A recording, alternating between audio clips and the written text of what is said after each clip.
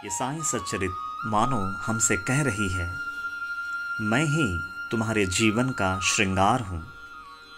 मैं ही ये साईं सच्चरित तुम्हारे अस्तित्व का सार हूँ।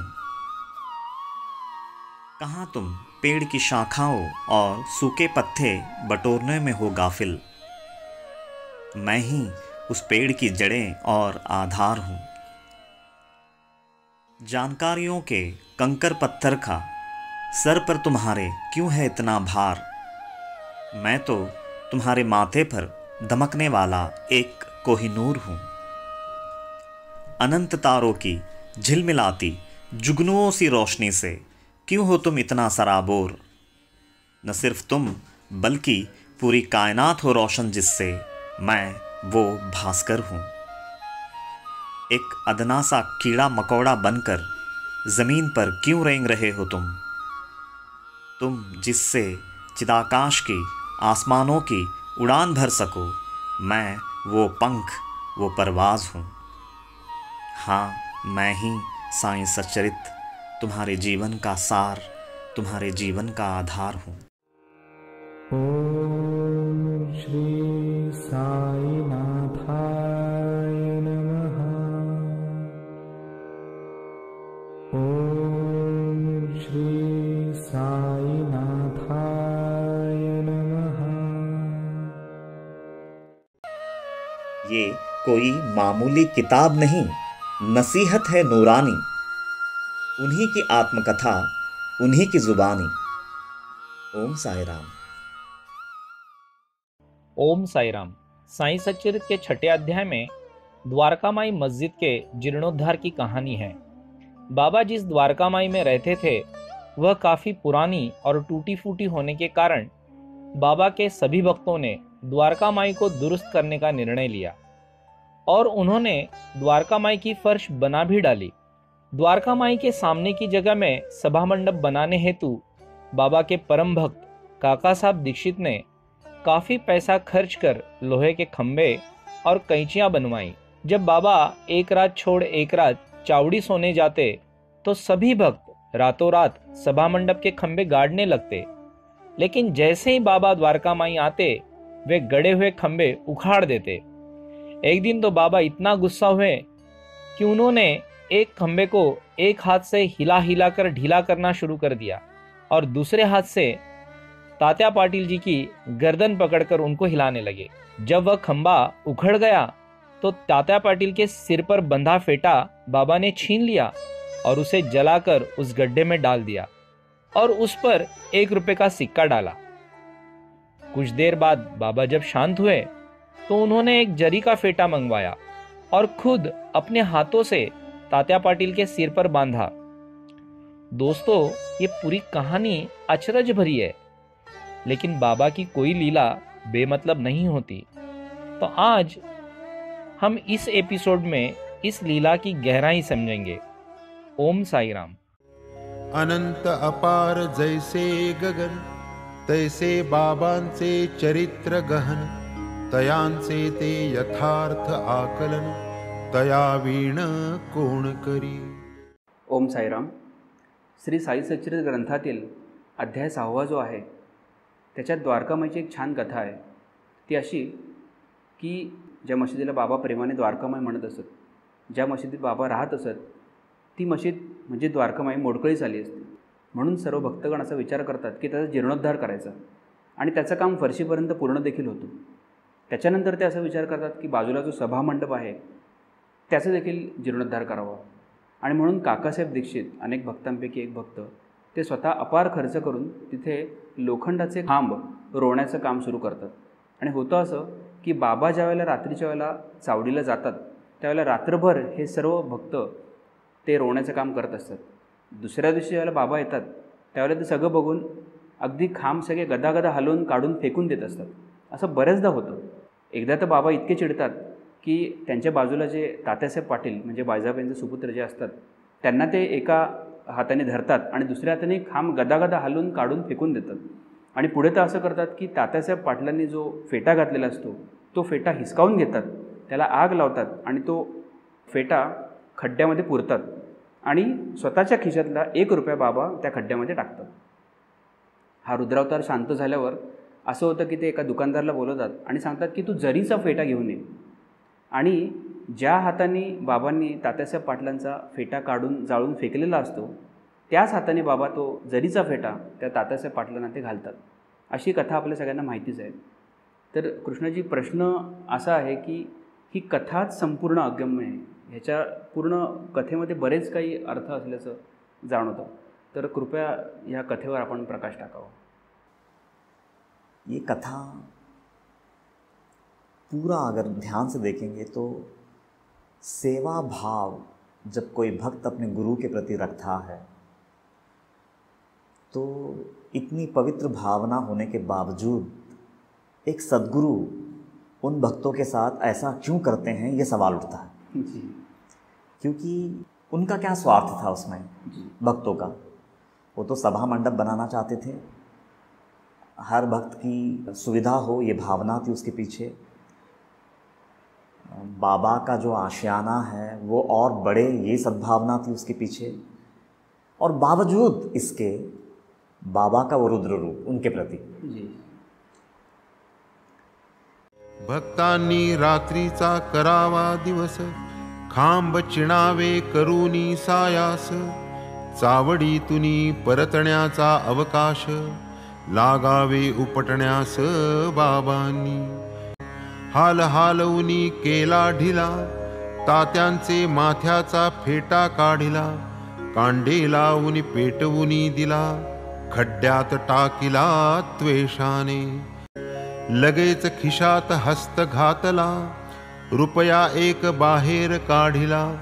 तोही तेथेच निक्षेपिला, जाणो केला सुमुहूर्त. शिव्या शापांचा वर्षाव झाला, तात्याही मनी बहु घाबरला. प्रसंग बहु बिकट आला, प्रकार घडला कैसा. अगर हम अनुभव से अध्यात्म को समझते हैं तो एक बात साफ है, सद्गुरु की सेवा इतनी आसान नहीं. वाह, क्या बात. आप कुछ भी कर सकते हैं लेकिन अनन्य भक्ति से सद्गुरु की सेवा नहीं कर सकते हैं जी. क्योंकि जहाँ वो पवित्र भावना आई कि सद्गुरु का वो क्रोध, सद्गुरु का वो रुद्र रूप सामने आ ही जाता है. अब शायद तुम सवाल पूछो ऐसा क्यों करते हैं जी.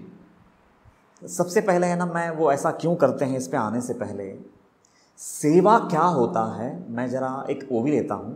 पहले अध्याय का एक ओवी है, थोड़ा उससे साफ हो जाएगा. अध्याय पहला, ओवी नंबर 57. तन मन धन सर्व भावे, सद्गुरु पाई समर्पावे. अखंड आयुष्य वेचावे, गुरु सेवे लागुनी. कितनी गहरी ओवी है. वो बोल रहे हैं तन मन धन पूरी तरह से सर्व भावे, सद्गुरु पाई समर्पावे, सद्गुरु के चरणों में इसको अर्पण कर दो. अखंड आयुष्य वेचावे, सारा जीवन जो है ना तुम्हारा वो सिर्फ सद्गुरु सेवा में खर्च कर देना. तो वो है सेवा. और इसका अगर प्रमाण अगर मैं बोलूं तो 8वें अध्याय में यही तात्या साहेब पाटिल की माता जी, जिनका भी तुमने जिक्र किया, बायजामा, उनकी सेवा का वर्णन आता है.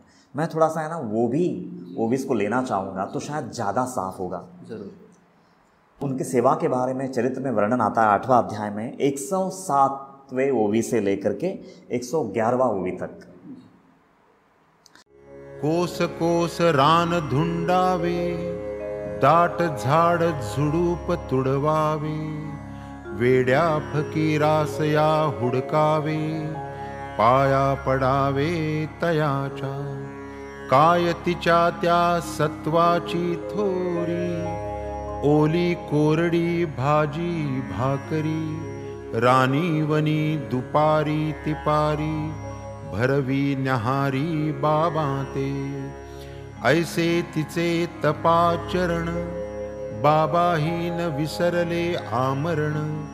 केले तिच्या पुत्राचे कल्याण, पूर्ण स्मरण पूर्वक. उभयता त्या स्त्री पुरुषांचा, फकीरा पायी दृढ भाव साचा, फकीरची देवत्या उभयतांचा, भावार्थी याचाच देवकी.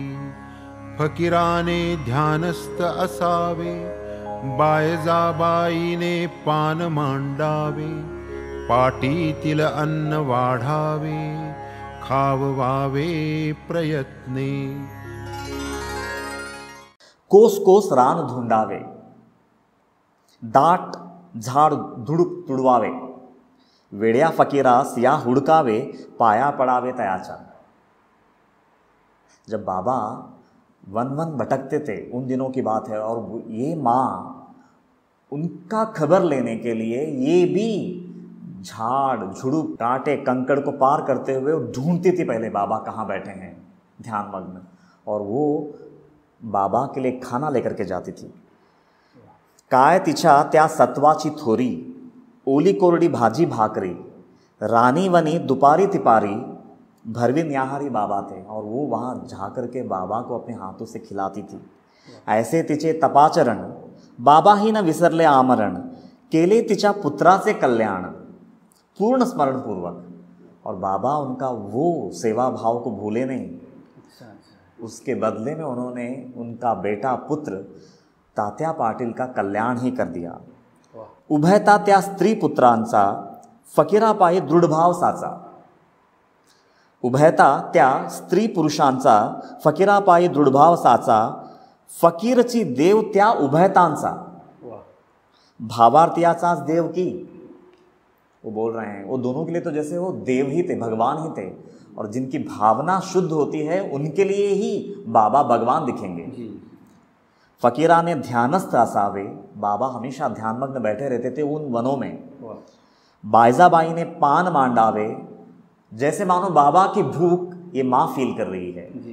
बायजाबाई ने पान मांडावे, पाटीतील अन्न वाढावे, खावावे प्रयत्न. बाबा को तो अन्न पानी का तो जैसे मानो खबर ही न थी, वो तो हमेशा समाधिस्थ बैठे रहते थे, लेकिन उनकी भूख, क्योंकि ये घंटों समाधि में बिताते हैं तो इनको कौन खाना खिलाएगा, माँ की चिंता होती थी.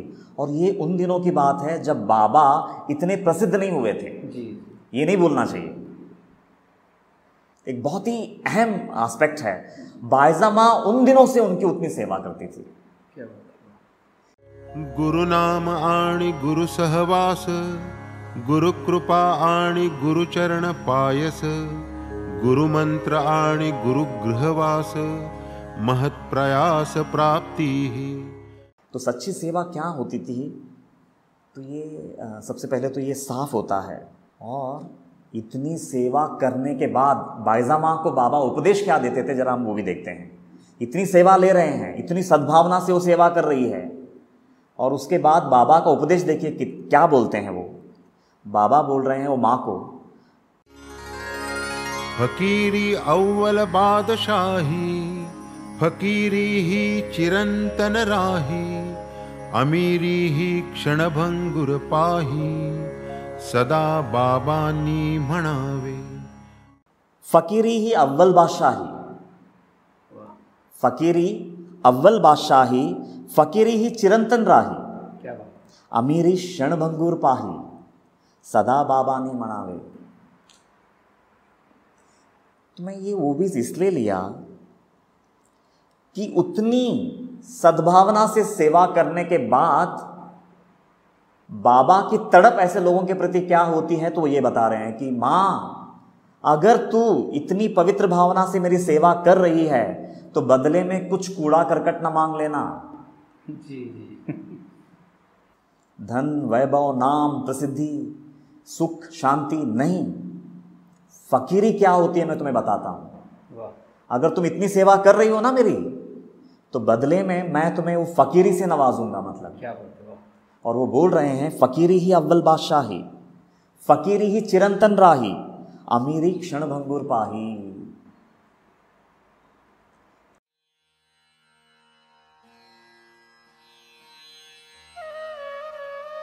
इस ओवी में बाबा बायजा माँ से कह रहे हैं, माँ इस संसार में अगर सच्ची बादशाहत कुछ है ना, तो वो फकीरी ही है. वो वैराग्य ही है। और ये फकीरी, ये वैराग्य ही ब्रह्मांड के अंत के बाद भी टिका रहेगा। ये संसार की जो तथाकथित अमीरी होती है ना, वो शरीर के छूटने पर छूट ही जाती है, और कभी कभी तो शरीर के रहते ही दगा दे जाती है। तो मां, मिटने वाली अमीरी के बजाय न मिटने वाली फकीरी ही से मैं तुम्हारा दामन भर देता हूं। मेरे हृदय की इस तड़प को तुम समझ रही हो ना मां?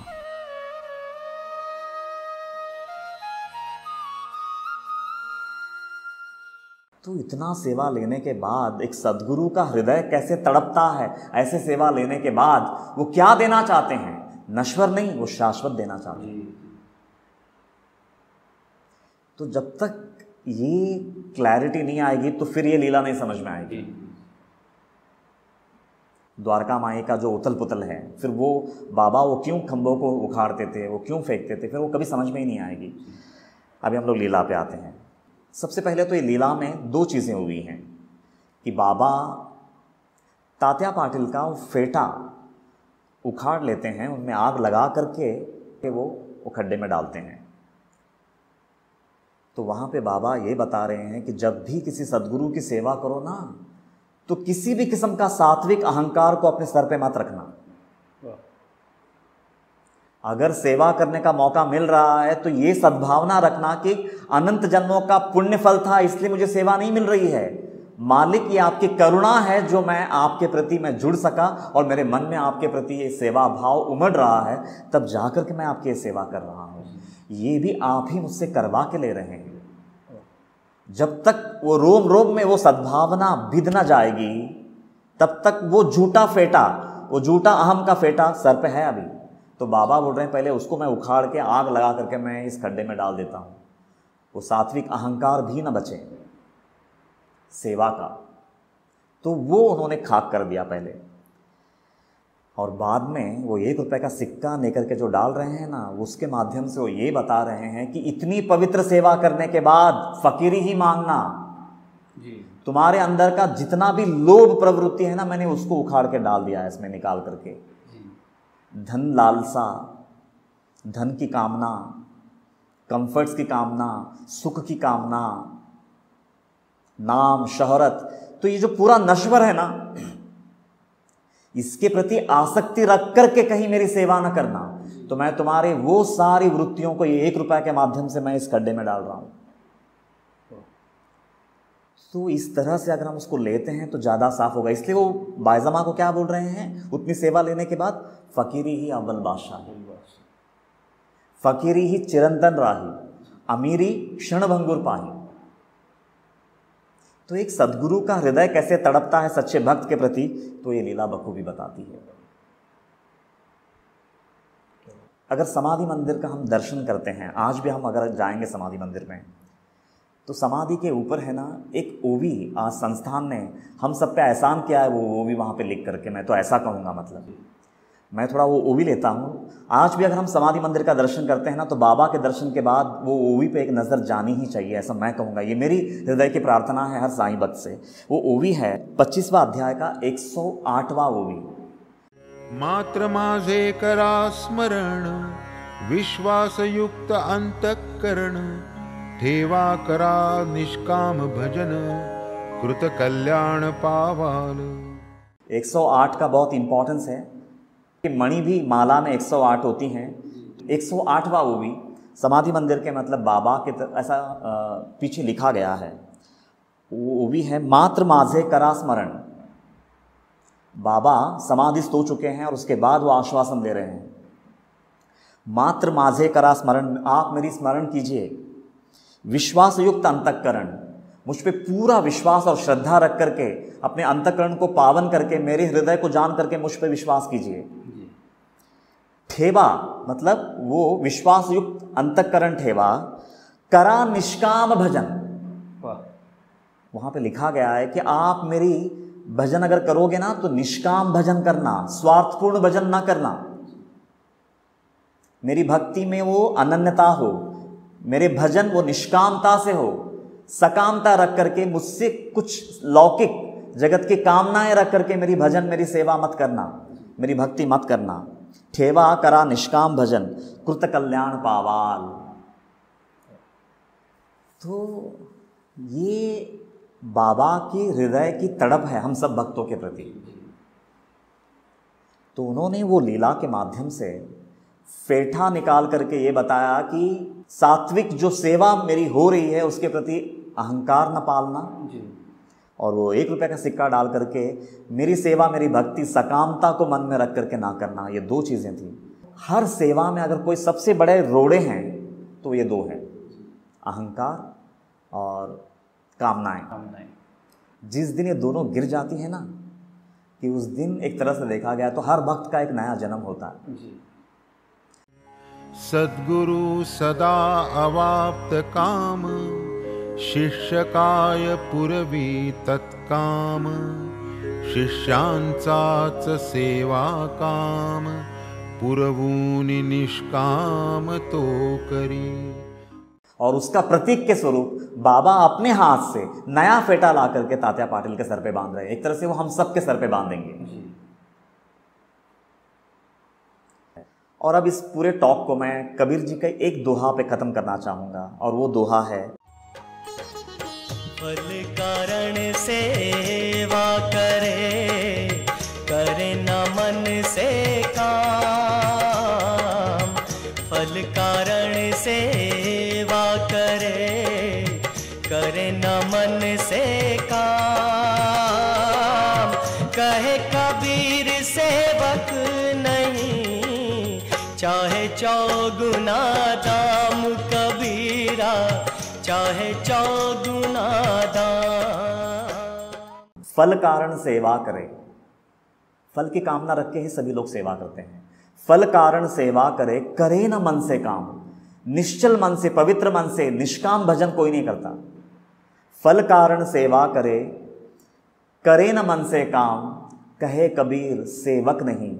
और ऐसा जो लोग सब कामना रख करके सेवा करते हैं उनके लिए कबीर जी बोलते हैं, कहे कबीर सेवक नहीं, मांगे जो चौगुना दाम। जो सेवा के बदले चौगुना दाम मांगते हैं वो सेवक ही नहीं है, ऐसा वो बोलते हैं। तो ये सब मिल करके 6वां अध्याय का जीर्णोद्धार की लीला है, ऐसा मैं कहूँगा। कृष्णाजी, आपण विवेचन केल्यावर त्याच्यामध्ये जे फकीरीबद्दल जे सांगितलेले ते खरंच खूप छान वाटलं, खूप उत्तम. या अध्यायाचं विवेचन कृष्णा यांनी केल्यावर असं लक्षात येतं की खरोखर अध्यात्मात फकीरी किती महत्त्वाची आहे. फक्त बाह्यदृष्ट्या आपण फकीर होणं हे अपेक्षित नाहीच, तर अंतर्निष्ठ फकीर होणं हे खूप गरजेचं आहे. म्हणजेच आपल्या अंतरातले अहंकार आणि जे विकार आहेत किंवा वासना आहेत, विशेषतः कामना आहेत, त्याचं ज्वलन झालं पाहिजे, त्याचं दहन झालं पाहिजे. ते जेव्हा होईल त्यावेळेला नक्की आपणही असं म्हणू की जो सुख पाए राम भजन में, वो सुख नाही अमीरी में, मन लागा मेरा यार फकीरी में. खूप सुंदर. इस लीला का सार सकाम और स्वार्थ मन में रखकर किसी गुरु की पूजा या सेवा करोड़ों जन्मों तक भी बड़ी आसानी से किया जा सकता है. पर वही निष्काम भाव से अगर कोई सेवा करना चाहे तो हर पल युग जैसा प्रतीत होने लगता है. पहले तो सकाम से निष्काम होना मुश्किल, और निष्काम भाव से सद्गुरु का सेवन और भी मुश्किल, और ठोकर पर ठोकर खाकर मिटने की मिठास तक पहुंचना और भी मुश्किल.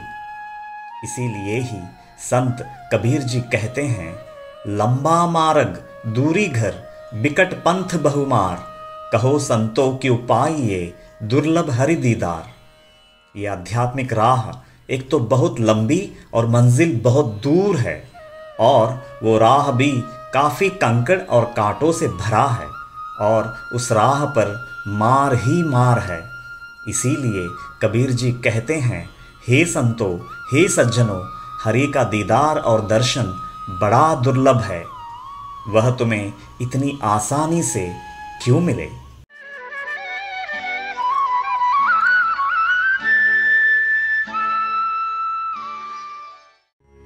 साई मुख वचन लाल से, भक्तजन होऊनी पिसे, शब्द शब्दांचे जोडून ठसे, पाहत भरवसे प्रतीती, कृपा आपुली झाली या वीण, पोथी वाचणे केवळ क्षीण, समजणे तो त्याहून कठीण, बाबा मी निक्षून सांगतो।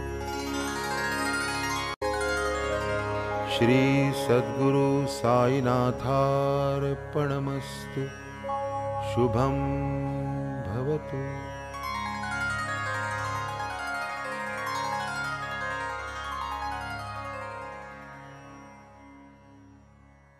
श्री सच्चिदानंद सद्गुरु साईनाथ